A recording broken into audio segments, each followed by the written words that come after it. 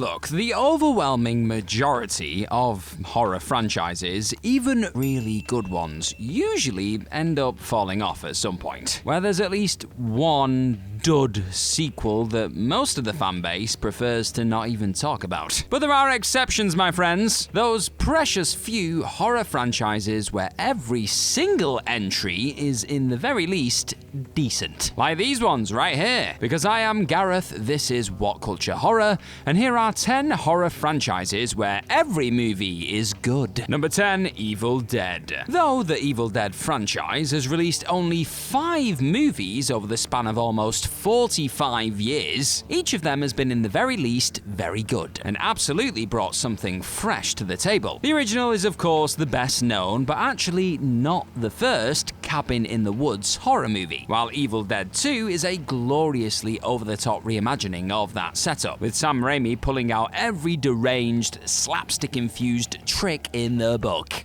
Army of Darkness again switches things up with its delirious time-traveling dark fantasy setup that barely feels like horror at all, before Fede Alvarez served up a gritty, nauseatingly gory remake in 2013. And most recently, Evil Dead Rise shifted the setting again to a confined apartment building. Considering that Evil Dead has passed through the hands of 3 filmmakers across so few movies, it is very impressive that the quality has remained so damn high. And there is every possibility they'll only go and pull it off again with the impending Evil Dead Burn, to be directed by Sebastian Vanacek. Number 9, Child's Play. When the original Child's Play was released in 1988, who could have possibly expected it to have such impressive longevity? Though the series has had a pretty consistent formula, creator Don Mancini has also done a stellar job of making most sequels feel distinct. From the bizarre military school setting of Child's Play 3, to Bride of Chucky's obvious genre inspiration, and the delicious camp of Seed of Chucky. It is a series that's continually reinventing itself. And while not every entry is a stone-cold banger, even the messier sequels have fun kills, and are generally doing something interesting with the killer doll setup. Oh, and Brad Dourif's performance across the series is unimpeachable, obviously. Though for a while it seemed like Seed of Chucky's disappointing box office performance had put the franchise to bed. It made one hell of a resurgence with the straight-to-video sequels Curse of Chucky and Cult of Chucky, as well as the recent TV series. Hell, even the remake is pretty okay, honestly, despite being wildly unnecessary. You can't keep this doll down. Right, quick question before we go any further. What horror franchise do you need a new installment of, eh? Do you need more Chucky? Anything else? Let me know in the comments. Number 8, The Blackwell Ghost. The Blackwell Ghost might well be one of the most unsung active horror franchises right now, considering that despite its cult fandom, none of the 8 movies even have their own Wikipedia page. And I mean, come on, everything has one of those. Effectively a series of found footage mockumentaries. Each installment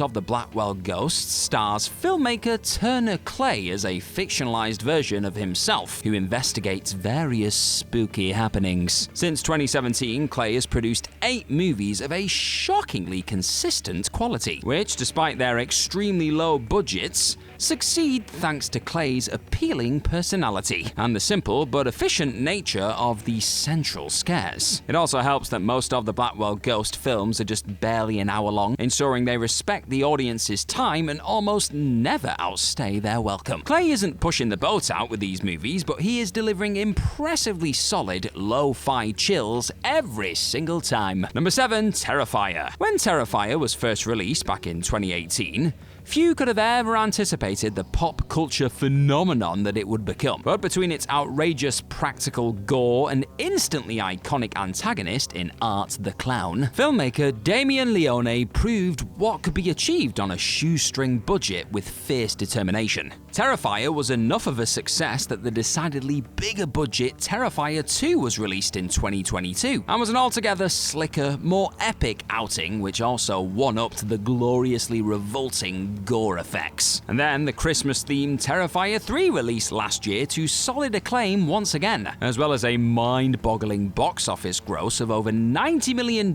against a mere $2 million budget. That's a lot of bloody profit. Now, the Terrifier films won't be for everyone, and certainly have their fair share of flaws, pacing being a considerable one in the last two, but Leone clearly has ambitions beyond merely rehashing the same scuzzy formula again and again. Above all else, it'll be interesting to see how he scales up once again for the upcoming Terrifier 4, or Terror That's terrible, let's move on. Number 6, Hatchet. Between 2007 and 2017, Adam Green's slasher throwback franchise Hatchet released 4 entries that were more or less of the same quality. That is to say, they were rough-hewn, low-budget offerings that nevertheless won a loyal fan base thanks to their over-the-top gore and charming tone. None of the films have been outright critical darlings, but they've all performed well enough within their niche fandom, serving up riotous, playful homages to its most obvious inspiration, the Friday the 13th franchise. Despite the most recent film, Victor Crowley, being the best reviewed entry in the series though,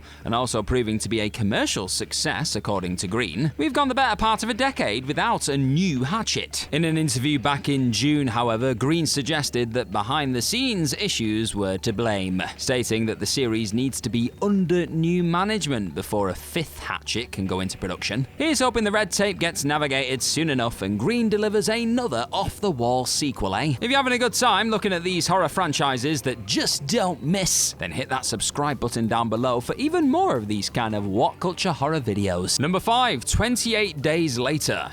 With the recent release of 28 Years Later, an imminent bow of 28 Years Later The Bone Temple, we can well and truly call 28 Days Later a bona fide horror franchise, and an impressively solid one at that. Danny Boyle's original 2003 film is one of the most distinctive and memorable horrors of the entire 21st century to date, fusing a unique take on a zombie apocalypse with disturbing psychological horror. And while 28 Weeks Later doesn't get close to the same heights, it's still a visceral follow-up with one of the most unsettling opening sequences of any horror film, well, ever. Not get that out of your brain in a hurry. And most recently, we have 28 Years Later, which, while polarizing for several reasons, is certainly a bold and unique entry into a genre that can't not feel oversaturated in 2025. Boyle and writer Alex Garland clearly have little interest in just doing the same thing over and over again. And for all its divisive elements, 28 Years Later at least charts an intriguing course forward for the next 2 sequels. Will they continue this run of good to great later tales? Well, we'll have to wait and see. Number 4, A Quiet Place.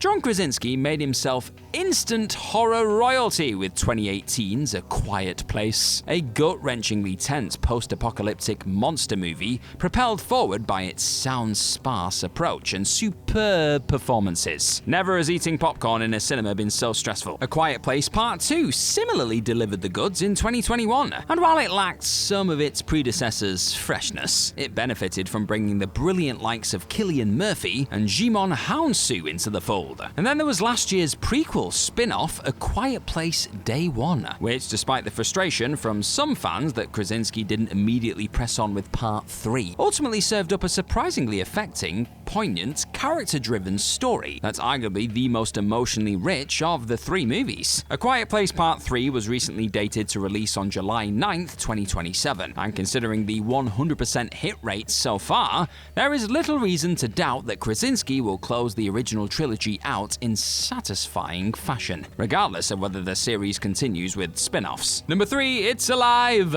Larry Cohen's It's Alive is a 1974 cult classic horror about a couple reckoning with the fact that their newborn baby is a grotesque, murderous mutant. Cohen's film has endured as something of a deranged cult curio over more than 50 years, in large part because of its sheer strangeness and unexpectedly character-driven nature. It also led to 2 sequels, both of which carried the unhinged torch forward. It Lives Again was a scaled-up retread of the same concept, to surprisingly solid results.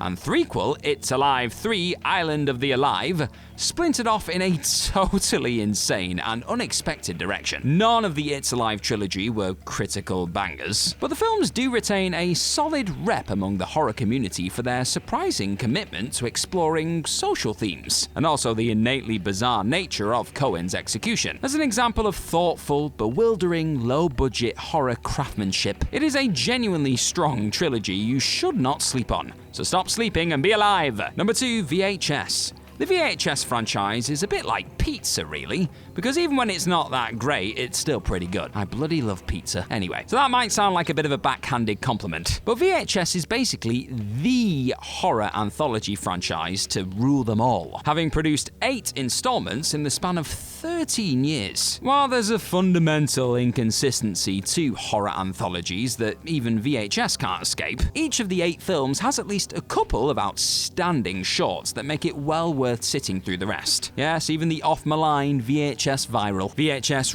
really seems to have hit its stride in recent years, with the annual release pattern on Shudder since 2021. And it's frankly impressive that the standard of films on offer can remain pretty good despite such a regular output. Now sure, some of the shorts are a bit rough around the edges, and they don't always work, but there's still usually plenty of charm, and something creative worth singling out. And even when a short is undeniably a bust, you'll soon enough be watching the next one, so it's all good. And now for the last one in this list. Number 1, The Purge. The Purge franchise has one of those ingenious, attention-grabbing concepts that just about every genre filmmaker wishes that they came up with first. What if all crime, including murder, was legal for a 12-hour period on 1 day per year? And though the original film was a confined, homebound horror thriller to a fault, it was nevertheless enough of a hit that the 4 sequels to date were able to expand, taking the grisly action to the streets outside. While the follow-ups vary wildly in quality, the second and third being easily the best, they're all doing something interesting with the formula and helping build a fascinatingly